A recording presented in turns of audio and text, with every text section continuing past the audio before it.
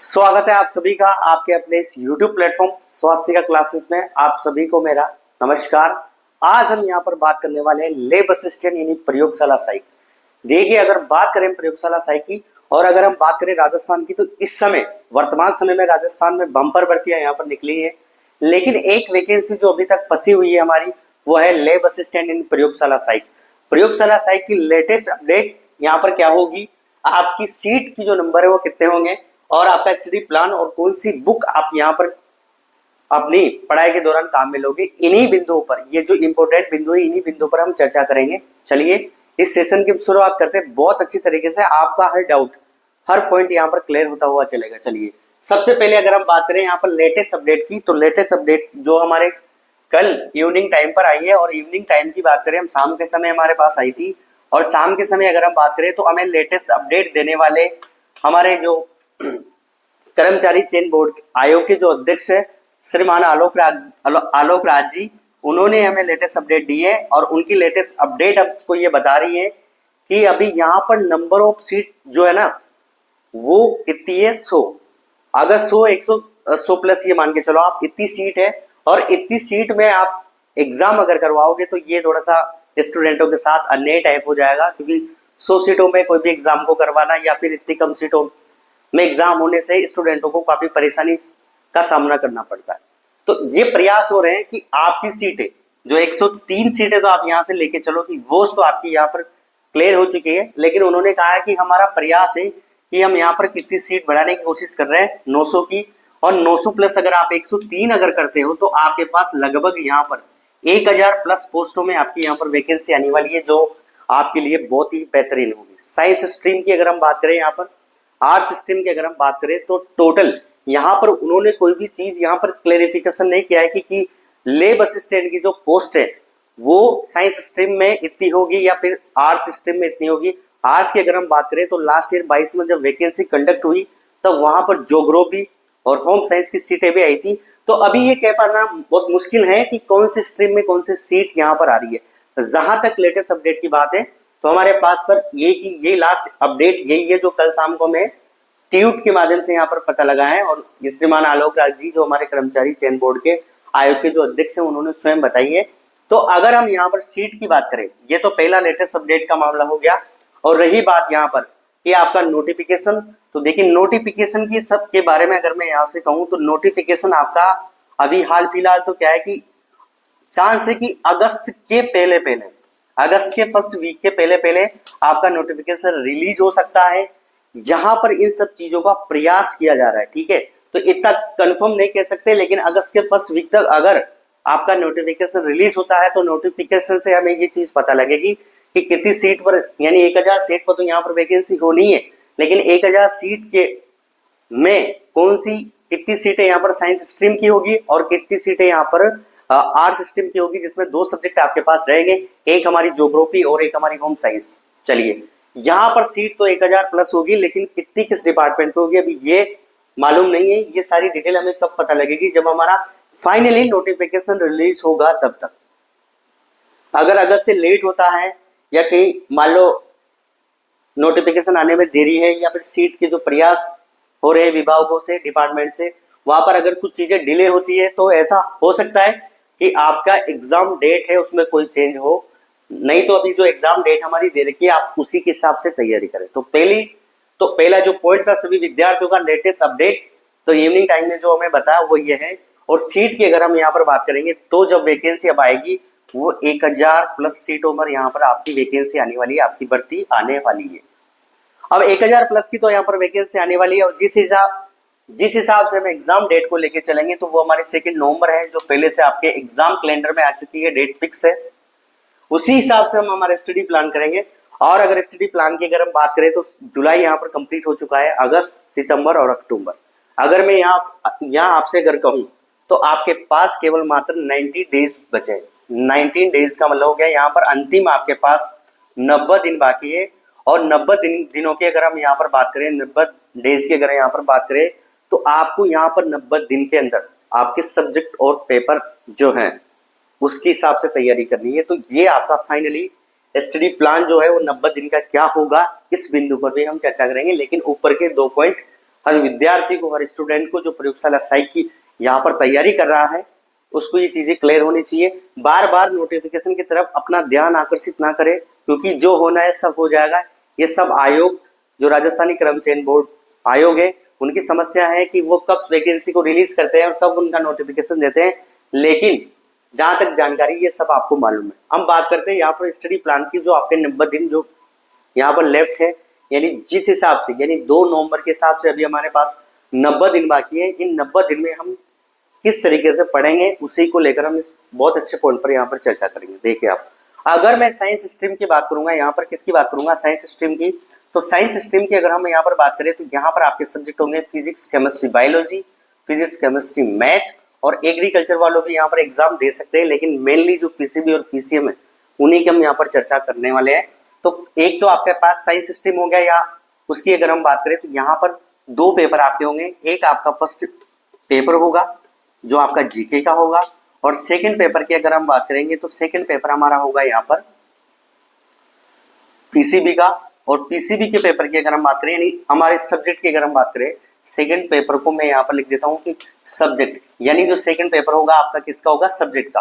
First paper किसका होगा, GK का। जैसे 22 में कंडक्ट हुआ है वैसे ही यहाँ पर ये वैकेंसी होने वाली है। इस पैटर्न में किसी प्रकार का कोई चेंज नहीं है। इससे पहले 18 और 16 में जब वैकेंसी थी तब पैटर्न में चेंज था, वहां पर सिंगल पेपर होता था। और अभी अगर हम आर्ट्स स्ट्रीम की बात करेंगे तो ज्योग्राफी और लास्ट ईयर होम साइंस का जो एग्जाम हुआ है उसमें सिंगल पेपर वहां पर हुआ था, और सिंगल पेपर में जीके और प्लस उनका सब्जेक्ट पूछा गया था।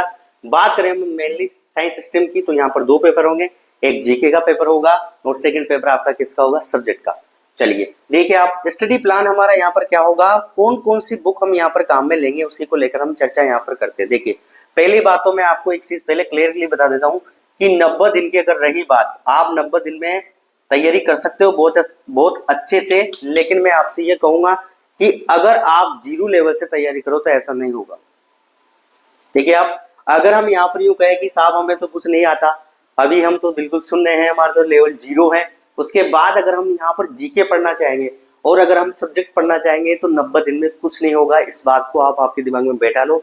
ऐसे बेकावे में आप बिल्कुल नहीं आए कि 90 दिन में साहब ये हो जाएगा, 90 दिन में ये हो जाएगा, 90 दिन में हो जाएगा, ऐसा कुछ नहीं है। जो होगा सब आपकी मेहनत से होगा, आपके सेल्फ स्टडी से होगा। यहाँ पर 90 दिन की जो बात मैं कर रहा हूँ ना, वो कर रहा हूँ जिन स्टूडेंट ने अपना सिलेबस कंप्लीट कर चुके हैं, जो स्टूडेंट, जो विद्यार्थी प्रयोगशाला साइक की वैकेंसी की तैयारी कर रहे हैं। कल एक विद्यार्थी था जिसके कमेंट जो मेरे को आया, एक बात उसने क्वेश्चन उसने पूछी है कल कि सर मैं लास्ट 15 महीने से तैयारी कर रहा हूँ, लेकिन समस्या है कि न तो नोटिफिकेशन रिलीज हो रहा है और न ये पता लग पा रहा है कि सीट कितनी आएगी, वैकेंसी कब होगी, ये सब चीजें। तो आप ऐसी चीजों को लेकर अफवाहों पर ध्यान न दें कि साहब ऐसे होगा तो ऐसे हो जाएगा। नहीं, हमें उससे कोई मतलब नहीं है। हमें जो मतलब है वो इससे है कि हम कितना पढ़ रहे हैं और कितनी सेल्फ स्टडी आप कर रहे हो। बस इन्हीं बातों को लेकर हम यहाँ पर चर्चाएं आपकी रखेंगे जारी। देखिए आप, ये 90 दिन जो मैंने यहाँ पर लिखे हैं बोर्ड में, ये 90 दिन उन्हीं के लिए जिन्होंने पहले कोर्स सिलेबस कंप्लीट कर चुका है। भाई अगर 0 लेवल से तुम कहोगे तो यार तुम जीके को कंप्लीट कर लोगे क्या फर्स्ट पेपर को, मुझे बताओ।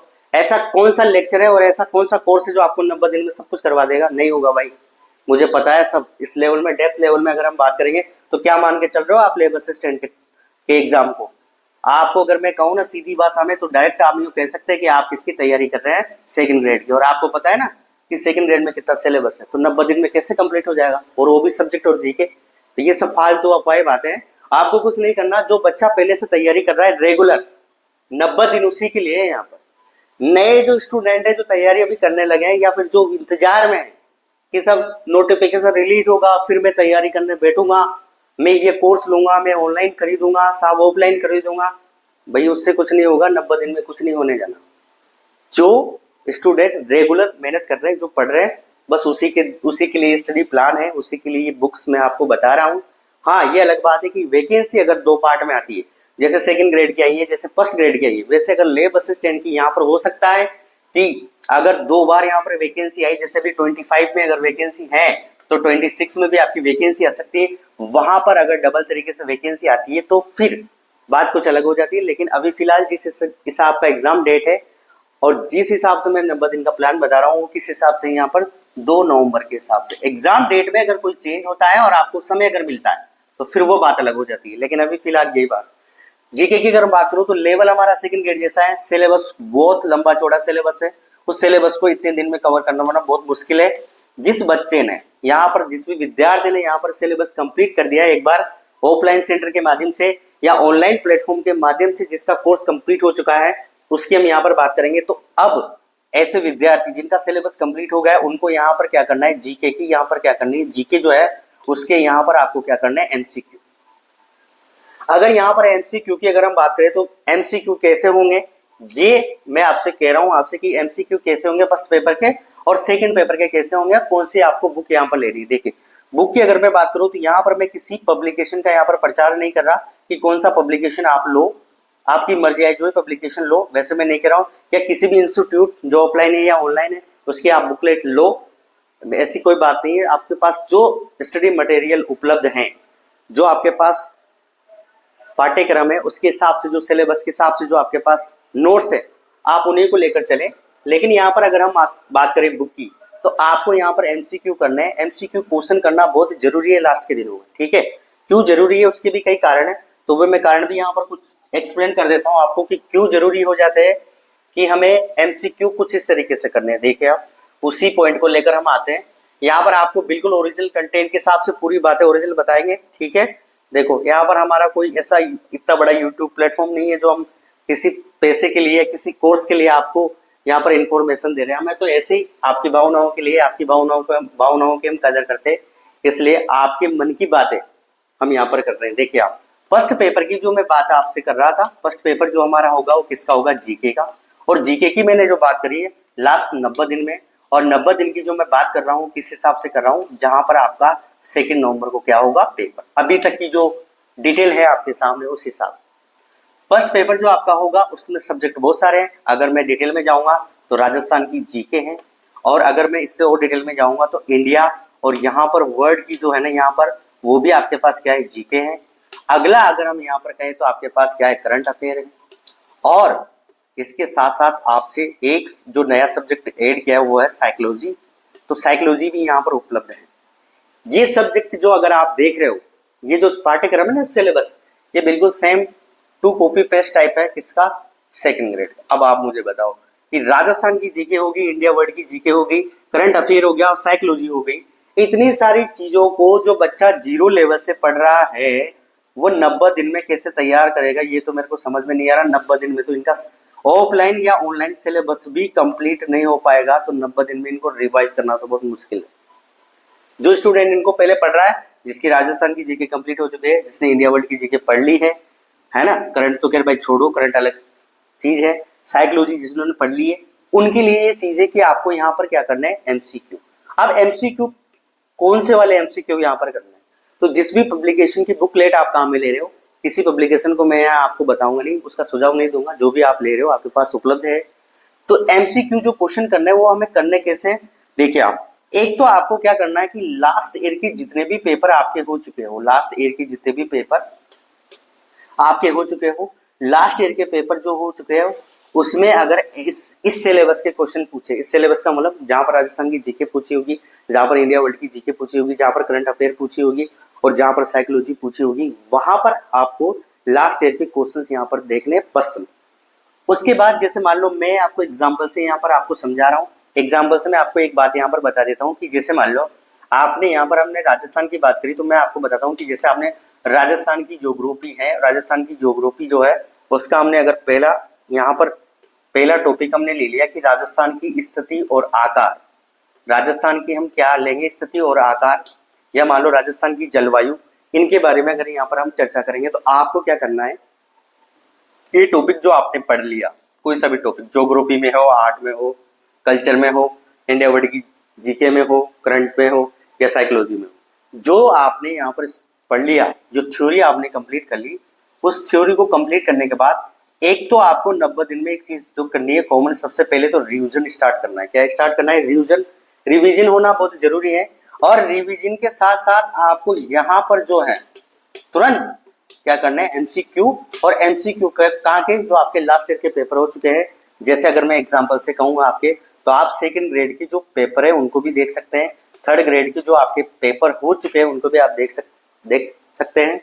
इसके अलावा हमारे जो RSSB राजस्थानी कर्मचारी चयन बोर्ड आयोग जो है, उन्होंने बहुत सारे यहाँ पर अभी एग्जाम कंडक्ट करवाए, उनके भी आप वहां पर पेपर देख सकते हैं। जैसे CAT आपके पास हो गया, अभी थोड़े दिनों बाद एक एग्जाम होगा पटवारी, इसके अलावा वीडियो होगा। तो जहां तक यानी कुल मिला के 2 नवंबर से पहले पहले जितने भी एग्जाम आपके पास हो चुके हैं, पुराने RPSC बोर्ड के एग्जाम हो या फिर RSSB के एग्जाम हो, इन दोनों बोर्ड के जितने भी पेपर कंप्लीट हो चुके हैं, उनके सारे क्वेश्चंस आप लोगों को यहाँ पर प्रैक्टिस में करने। ठीक है, मैं क्या कह रहा हूं आपसे कि ये MCQ करना क्यों जरूरी है, इसका एक प्लस पॉइंट है जो मैं आपको बता रहा हूँ। देखो, इसका MCQ यानी जो लास्ट ईयर के जितने भी पेपर हुए RPSC RSSB के, इनके लास्ट ईयर के क्वेश्चन करना इसलिए जरूरी है कि एक तो क्या होगा कि हमारा जो बोर्ड है भाई, जो लैब असिस्टेंट का एग्जाम है, प्रयोगशाला का सहायक का जो एग्जाम है, उसको कौन कंडक्ट करवा रहा है, तो उसको कंडक्ट करवा रहे हैं RSSB यानी राजस्थानी कर्मचारी चयन बोर्ड आयोग, ये करवा रहे हैं। तो इन्होंने पहले उसी पैटर्न पर यहाँ पर बहुत सारे पेपर यहाँ पर ले लिए, जैसे CAT का हो गया, पटवारी का, वीडियो का, जो भी होगा, ये सब एग्जाम एक ही बोर्ड के माध्यम से हो रहा है। तो एक तो इनके MCQ करने से एक फायदा तो ये है कि आपको जो लैंग्वेज है क्वेश्चन की, मेरी बात को आप ध्यान से सुने, कि जो क्वेश्चन की जो लैंग्वेज है तो वो आपके दिमाग में बैठेगी, पहली बात तो ये। दूसरी बात, अगर आप लास्ट ईयर की जितने भी क्वेश्चन पेपर करते हो, जैसे CAT जो भी है, तो इनके पेपर से हो सकता है आपको डायरेक्ट क्वेश्चन मिल जाए, ये भी हो सकता है। एक तो ये हो गया कि आपको डायरेक्ट क्वेश्चन मिल सकता है, और क्वेश्चन मिले ना मिले, पर मैं आपको एक चीज और बता रहा हूं कि MCQ करने के बाद अगर आप डायरेक्ट इन्हीं के पेपर की PDF फाइल को डाउनलोड करके सीधा डायरेक्ट अगर यही पेपर करोगे, तो आपका माइंड सेट यानी आप एग्जाम के हिसाब से बिल्कुल मानसिक रूप से तैयार रहोगे और उस थ्योरी को पकड़ोगे आप। कि कभी कभी क्या होता है कि जिन्होंने पहले पेपर दे रखा है उनको तो परेशानी नहीं आती, लेकिन जो नए स्टूडेंट हैं जिन्होंने लास्ट ईयर से लैब असिस्टेंट की तैयारी शुरू करी है, प्रयोगशाला सहायक की, हो सकता है कुछ बच्चे ऐसे हो जो पहली बार अपने जीवन में एग्जाम दे रहे हैं। तो जब भी हम किसी एग्जाम में देने जाते हैं, किसी एग्जामिनेशन हॉल में जब बैठते हैं, तो आपको हल्की सी घबराहट होगी, हल्की सी दिक्कत आपको आएगी, क्योंकि लाइफ में देखो अभी जो सबसे ज्यादा लूट मची हुई है वो सरकारी नौकरी की है और कंपटीशन बहुत है, तो थोड़ा सा प्रेशर दिमाग में रहता है, मानसिक रूप से बच्चे तैयार नहीं रहते। तो मानसिक रूप से बच्चे तैयार हैं, उसके लिए आपको क्या करना है, MCQ विद सब्जेक्ट वाइज। आपके जो सब्जेक्ट होंगे, राजस्थान की GK, इंडिया वर्ल्ड की GK, करंट, साइको, जो भी है, आप इसी चीज आप ध्यान रखें। एक चीज जो है ना, MCQ करने के बाद, जैसे मान लो आपने एक टॉपिक ले लिया कोई सा भी, मैं आपको टॉपिक यहाँ पर एक्सप्लेन करके आपको बता रहा हूँ। देखो ये चीजें जो है आपको बोर्ड में मैंने बार बार मैं मिटा रहा हूँ। देखो मैं आपको एक बात कहना चाहूंगा कि यहाँ पर हमारे इस YouTube प्लेटफॉर्म की अगर हम बात करेंगे, तो यहाँ पर इस YouTube प्लेटफॉर्म में संसाधन का अभाव हो सकता है, लेकिन कंटेंट क्वालिटी आपको यहाँ पर एक नंबर ही दी जाएगी, इस बात का मैं वादा कर रहा हूँ आपसे, क्योंकि हमारा जो उद्देश्य इस YouTube प्लेटफॉर्म के माध्यम से बस वो इतना सा है कि शिक्षित भारत तो विकसित भारत। चलिए बात करते हैं हमारे MCQ क्वेश्चन की। जैसे MCQ क्वेश्चन हमने करा, और किसका करा, राजस्थान की ज्योग्राफी हमने ली, और राजस्थान की ज्योग्राफी जो हमने लिया उसका एक कोई सा भी टॉपिक हमने ले लिया। तो आप क्या करोगे, जैसे ही राजस्थान की ज्योग्राफी के एक टॉपिक का MCQ करोगे, और हो सकता है आप ऑप्शन देखो, और अगर आपको कोई थ्योरेटिकल पॉइंट अगर आपसे छूट रहा है, तो फिर आपको क्या करना है, वो थ्योरेटिकल पॉइंट वहां पर जाकर देखना, वो थ्योरी आपको जाकर देखनी, पूरी नहीं पढ़नी है थ्योरी, ध्यान रखें आप, जो है वो जाके देखनी। जैसे आप किसी भी क्वेश्चन में यहाँ पर, जैसे जलवायु की अगर हमने बात करी, तो जलवायु से संबंधित अगर आपके पास यहाँ पर क्वेश्चन बना और उस क्वेश्चन को आप उसका MCQ कर रहे हो, लेकिन उस MCQ को करने के दौरान अगर आपको मान लो कई पॉइंट में या कई ऑप्शन में अगर आपको प्रॉब्लम आ रही है या आप क्वेश्चन को नहीं समझ पा रहे, तो फिर आप डायरेक्ट जलवायु के जिस पॉइंट से आप रुके हो, जिस पार्ट में आप रुके हो, बस उसी पार्ट को जाके आप देखें। उससे बेटा इसी को कहते हैं स्मार्ट स्टडी। लेकिन ये स्मार्ट स्टडी जो होगी ना, वो कैसे होगी, इसका तरीका यही है। और MCQ कहाँ के करने आपको, लास्ट ईयर। ये मैं आपको एक एग्जांपल के माध्यम से आपको समझा रहा हूँ कि किस तरीके से आपको क्वेश्चन करना है और क्या आपकी क्वेश्चन करने का लेवल रहेगा और क्या तरीका आपका यहाँ पर रहेगा। ये होगी हमारी बात किसकी, फर्स्ट पेपर GK की। ये आपका माइंडसेट होना चाहिए जब आप GK पढ़ रहे हो तब। और रिवीजन पहले करना है, रिवीजन के बाद MCQ। और MCQ में जहां पर आप अटक जाओगे किसी भी टॉपिक में, उसका थ्योरेटिकल पॉइंट देखना है। आप देखो टॉपिक वही क्लियर है, पैक है वहां पर, ठीक है। चलिए अब हम यहाँ पर सेकंड जो बात करेंगे, सेकंड हमारा क्या होगा, सब्जेक्ट। चलिए सब्जेक्ट की भी बात कर लेते हैं, सब्जेक्ट का क्या लेवल रखना है आपको। चलिए सब्जेक्ट की अगर हम बात करें, तो सब्जेक्ट में आपके पास यहाँ पर मेनली जो बात करेंगे सभी बच्चों के लिए वो हो गया आपकी फिजिक्स, केमिस्ट्री और बायोलॉजी। मैंने शॉर्ट में लिख दिया पीसीबी। फिजिक्स, केमिस्ट्री अगर बायोलॉजी की हम यहाँ पर बात करें तो एक तो बच्चों के पहला जो माइंड में जो कचरा है, ठीक है ना, क्योंकि बच्चे हैं और मन के सच्चे हैं तो उनके माइंड में बहुत सारी बातें रहती है ना, सुनते रहते हैं, लाइब्रेरी भी जाते हैं तो बहुत सारी चीजें अफवाहें सुनते रहते हैं तो वो फिर उसको फॉलो करने लगते हैं। देखिए यहाँ पर एक चीज आपको ध्यान रखनी है कि देखो जिस हिसाब का कंपटीशन एग्जाम चल रहा है ना उस हिसाब से आपको यहाँ पर बिल्कुल ये बात आपके माइंड में नहीं रखनी है कि सर मेरी केमिस्ट्री बहुत बढ़िया है और मेरी बायोलॉजी बहुत अच्छी है लेकिन मेरे को फिजिक्स नहीं आ रही तो मैं फिजिक्स को छोड़ सकता हूँ क्या? नहीं, ऐसा नहीं होगा। अगर आपने पीसीबी से यानी तीनों सब्जेक्ट में से अगर आपने किसी सब्जेक्ट को लेफ्ट अगर कर दिया, किसी सब्जेक्ट को अगर आपने छोड़ दिया तो आप ये मान के चलो कि घर पे जाओ फिर सीधा डायरेक्ट, है ना, रूम से अपना बैग सामान उठाओ, लाइब्रेरी से किताबें उठाओ और घर पे जाओ, मस्त रहो, रोटी खाओ। ये रूल है भाई। क्योंकि अगर फिजिक्स, केमिस्ट्री, बायोलॉजी में से आपने अगर एक सब्जेक्ट लेफ्ट करने का मतलब आप क्या समझ रहे हो भैया कि टोटल जो सब्जेक्ट हमारा जो सब्जेक्ट का पेपर होगा सेकंड, तो आप वहां पर कितने क्वेश्चन की बात करें? 100 क्वेश्चन की। और अगर 100 क्वेश्चन में से ये मान के चलो कि यहाँ से मान के चलो आप 30 क्वेश्चन आते हैं, कितने? 30। तो 30 अगर क्वेश्चन आप यहाँ से लेफ्ट करके जाते हो तो आपके पास तो टोटल अब बचे क्वेश्चन कितने? 70 क्वेश्चन आपके पास बचे। और इस बात की कोई गारंटी है क्या कि तुम फिजिक्स और केमिस्ट्री में पूरे 70 के 70 क्वेश्चन राइट कर दोगे? तो बहुत से स्टूडेंट ऐसे जिनके माइंड में ऐसा कचरा है कि सर ये तीनों जो सब्जेक्ट है पीसीबी, इनमें मैं पी को कंप्लीट नहीं करूंगा यानी फिजिक्स को कंप्लीट नहीं करूंगा, ये मेरी वीक है क्योंकि बायोलॉजी के स्टूडेंट है और बायोलॉजी के स्टूडेंटों के माइंडसेट में ऐसी बात कभी कभी रहती है। दूसरी बात, एक पॉइंट जो मैं आपको पहले बताना एक्सप्लेन करना भूल गया वो यह है क्योंकि आपका जो कंपटीशन है ना वो एक तो सेकंड ग्रेड से तो खैर है सही, उसको तो आप दिमाग में लेके ही चलोगे, लेकिन एक और है जहां सब्जेक्ट की बात आएगी वहां पर आपको यहाँ पर नीट यूजी यानी जो मेडिकल एंट्रेंस एग्जाम हो रहा है हमारा, उसके जो बच्चे जो 12th पास आउट हो चुके हैं और जो 18 प्लस के हैं और जो यहाँ पर इस एग्जाम को की तैयारी कर रहे हैं या फिर सोच रहे हैं, अगर वो एग्जाम देने जाते हैं जो अच्छी अच्छी कोचिंगों से जिन्होंने कोचिंग कर रखी है नीट यूजी की, तो ये मान के चलो कि वो फिजिक्स, केमिस्ट्री, बायोलॉजी है ना उसको सीधा टिप पे करके आएंगे। तो इससे ये मालूम पड़ता है कि हमारा जो सब्जेक्ट का जो कंपटीशन है ना वो सेकंड ग्रेड के अलावा हमारा किसके साथ है? नीट यूजी यानी मेडिकल के बच्चों के साथ। और मेडिकल के बच्चे जो हैं वो काफी एडवांस लेवल में फिजिक्स, केमिस्ट्री और बायोलॉजी को पढ़ते हैं। तो ये बात भी आप ध्यान रखें। तो ये तो सोचना ही बहुत गलत है कि सर मैं फिजिक्स को छोड़ सकता हूँ क्या? नहीं छोड़ सकते। ना आप फिजिक्स को छोड़ सकते, ना आप केमिस्ट्री को छोड़ सकते, ना बायोलॉजी को छोड़ सकते। फिर दूसरा डाउट आपके मन में है कि सर ये नीट यूजी की जो बच्चे जिन्होंने मेडिकल एग्जाम की तैयारी यहाँ पर करी है, बड़े बड़े इंस्टीट्यूट हैं जो टॉप लेवल के इंस्टीट्यूट है वहां से उन्होंने करी है, तो फिर इनका तो सब्जेक्ट बहुत अच्छा है और सब्जेक्ट बढ़िया है, तो फिर अब उनसे उनके लेवल कैसा है? हम तो देखो लेवल आने के लिए भी आपको कंसेप्ट बताए जाएंगे यहाँ पर, लेकिन आप ध्यान रखना कि जिन बच्चों को पीसीबी बहुत अच्छा है, जैसे मैं मेडिकल एग्जाम की बात करूंगा तो यहाँ पर नीट यूजी वाले जो बच्चे उनका सेकंड लेवल यानी सेकंड जो पेपर है हमारा लेवल असिस्टेंट का जो सेकंड पेपर है सब्जेक्ट का, वही उनका अच्छा है। बाकी उनकी वीकनेस कहाँ पर है? जीके पर, फर्स्ट पेपर पर। फर्स्ट पेपर की उनसे इतनी अच्छी तैयारी नहीं हो पाएगी। पीसीबी तो वो कर लेंगे लेकिन जीके नहीं कर पाएंगे। तो कंपटीशन तो वही है, लेकिन सब्जेक्ट की मैंने बात करी ना, आपके सब्जेक्ट का जो मैटर है ना उसकी तुलना करिए केवल मैंने तो उन बच्चों से जो नीट यूजी की तैयारी कर रहे हैं। चलिए आगे हम बढ़ते हैं कि सर अगर ऐसा है तो फिर हम नीट यूजी के लेवल के बच्चों की तरह या फिर अपने सब्जेक्ट को का लेवल बढ़ाने के लिए, एडवांस क्वेश्चन करने के लिए हम क्या करें? तो देखिए आप फिजिक्स, केमिस्ट्री, बायोलॉजी, पहले ये कितने क्वेश्चन आएंगे? 100, 30 क्वेश्चन, 30 और 40 का ऐसा रेशो है, तो ये रेशो बहुत गलत है। फिजिक्स में से भी क्वेश्चन 30 प्लस आ सकते हैं, केमिस्ट्री में भी 30 से प्लस आ सकते हैं और बायोलॉजी में भी आ सकते हैं। तो ऐसा आपके माइंड में नहीं रखें सर 3 ही क्वेश्चन पूछे जाएंगे।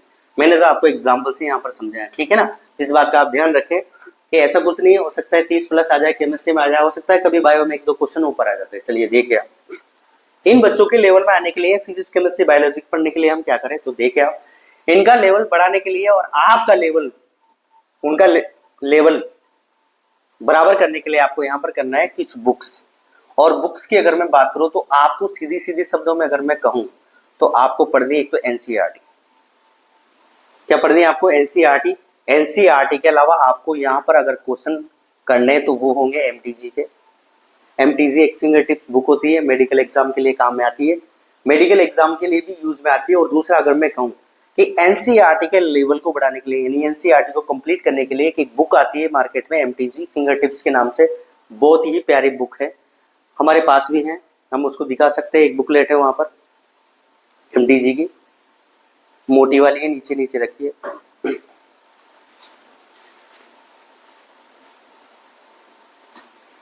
बहुत मोटी है। हाँ देखिए आप, ऐसे आप मैं आप कोई किसी प्रकार का पब्लिकेशन नहीं कर रहा हूँ। देखिए आप, ये क्वेश्चन है आपके यहाँ पर लिखा हुआ है, ध्यान से देखो आप, यहाँ पे लिखा हुआ है एनसीईआरटी एमटीजी, मैंने बोला है ऑब्जेक्टिव क्वेश्चन है और फिंगर टिप्स, यानी कहने का मतलब एनसीईआरटी आपकी फिंगर में रहेगी।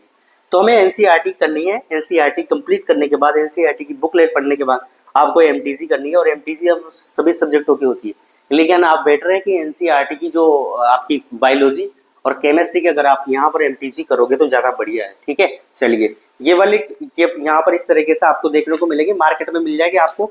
और देखिए आप, अगर हम बायो की बात करें तो पहला यहाँ पर हमारा जो चैप्टर है ना, द लिविंग वर्ल्ड, जीव जगत के, यानी पहला जो, तो इसकी थोड़ी सी थ्योरी और प्लस यहाँ पर एक क्वेश्चन आपको देखने को मिलेंगे। देखिए आप, एक तो इस बुकलेट से क्या फायदा है कि आपकी थ्योरी कंप्लीट हो जाएगी। अगर नहीं दिख रहा तो कोई बात नहीं, मैं तो आपको ऐसे दिखा रहा हूँ, जब आप मार्केट से लाओगे तब देख लेना इसको, है ना। ये आपको देख रहा हूँ, और इसके अलावा ये डायग्राम फॉर्म, तो हो सकता है लैब असिस्टेंट में अगर डायग्राम फॉर्म से अगर क्वेश्चन वैसे तो नहीं आता, पर अगर आ गया तो वो भी कंप्लीट। देखो कुछ भी आ सकता है, आने में कुछ भी आ सकता है। कंपटीशन का लेवल बढ़ाने के लिए कोई सा भी बोर्ड एग्जाम जो आपका है, कोई सी भी एजेंसी जो एग्जाम करवा रही है, वो किसी भी स्तर के क्वेश्चन आपसे पूछ सकती है। हमें सिलेबस पढ़ना है और सिलेबस को अच्छे से कंप्लीट करना है। और इतना बढ़िया देखो आप, ये डायग्राम यहाँ पर कंप्लीट है। एक जो सबसे अच्छी बात मैंने देखी वो ये है कि इस बुकलेट के अंदर आपको सीधे एनसीईआरटी एग्जाम्पलर मिलेंगे, और एनसीईआरटी एग्जाम्पलर के जो क्वेश्चन है ये दे रखे हैं, ये डायरेक्ट आपके एग्जाम में आ सकते हैं। क्योंकि अगर ये क्वेश्चन डायरेक्ट नीट यूजी में आ सकते हैं, कहाँ पर आ सकते हैं, मेडिकल एग्जाम में, तो हो सकता है आपके एग्जाम में भी मिल जाए। तो प्लस यहाँ पर है ना, एमटीजी तो हम लेंगे, एमटीजी के साथ साथ हम एनसीईआरटी की थ्योरी पढ़ेंगे, फिर क्या करेंगे हम एमटीजी, और एमटीजी की जो क्वालिटी है उसमें आपको एनसीईआरटी एग्जाम्पलर यहाँ पर दे रखे हैं, और एनसीईआरटी एग्जाम्पलर जो है आपके लेवल को बढ़ा देंगे। ठीक है, ये करना है आपको। इसके अलावा आप यहाँ पर जितना भी मेडिकल एग्जाम हो गया है, नीट यूजी, यानी लास्ट 15 ईयर के पेपर, जब से मतलब 2015 से जब ये एग्जाम 15-16 से एग्जाम कंडक्ट हो रहा है, तब से वहां तक कि आपको नीट यूजी के ओल्ड पेपर लेने हैं, और वो सारे ओल्ड पेपर यहाँ पर आपको करने हैं। उससे क्या होगा, एक तो आपका कॉन्सेप्ट तैयार होगा, दूसरा आपको अच्छे लेवल के क्वेश्चन है वहां पर मिल जाएंगे, इसलिए आपकी थ्योरी भी बहुत स्ट्रॉन्ग होगी। क्या स्ट्रॉन्ग होगी आपकी थ्योरी कंप्लीट होगी, बहुत स्ट्रॉन्ग होगी, पॉइंट पे बहुत अच्छे होंगे। तो ध्यान रखें, आप जब भी रिवीजन करोगे तो रिवीजन एनसीईआरटी से, एनसीईआरटी के बाद एमटीजी, उसके बाद नीट यूजी के जो क्वेश्चन है उनको करेंगे। एमटीजी से आपकी सारी चीजें यहाँ पर क्लियर हो जाएगी। ये बात हमने करी किसकी, फिजिक्स, केमिस्ट्री, बायोलॉजी की। इससे बेहतरीन और बढ़िया कंटेंट आपको नहीं मिलेगा। और अगर आपके पास अगर ये सब चीजें कंप्लीट हैं, और हो सकता है कि बच्चा एडवांस में पढ़ रहा है, तो उसने अगर ये चीजें कंप्लीट कर ली है, तो बहुत बड़ी बड़ी कोचिंग है, उन कोचिंग के यहाँ पर आपको मॉड्यूल्स मिल जाएंगे, और उन मॉड्यूल्स के जो पीछे वहां पर एक्सरसाइज आपको दे रखी है वो भी आप कर सकते हैं, अगर आपके पास समय मिल रहा है तो। लेकिन हमारी पहली जो प्रायोरिटी है वो ये है। दूसरी बात, जो सिलेबस आप देखोगे तो वहां पर दे रखा है कि 9th और 10th लेवल के भी यहाँ पर आपसे क्या साइंस के क्या पूछे जाएंगे क्वेश्चन। तो इसमें कोई ज्यादा घबराने वाली बात नहीं है। घबराने वाली बात इसलिए नहीं है कि 9th और 10th अगर लेवल के क्वेश्चन अगर आपसे पूछे जाते हैं एग्जाम के अंदर, हमारी जो लैब असिस्टेंट की वैकेंसी उसके एग्जाम के अंदर, तो आप उसको बड़ी आसानी से, बड़ी इजी तरीके से कर लोगे। क्योंकि इतना तो कंसेप्ट है सही कि 9th और 10th वाले जो क्वेश्चन है वो आप बड़ी आसानी से उसको कर सकते हो। तो इसमें ज्यादा घबराने वाली बात नहीं है। लेकिन पीसीबी का लेवल आपको ये रखना है, फर्स्ट पेपर का मैं बता चुका। बहुत बहुत धन्यवाद आप सभी का कि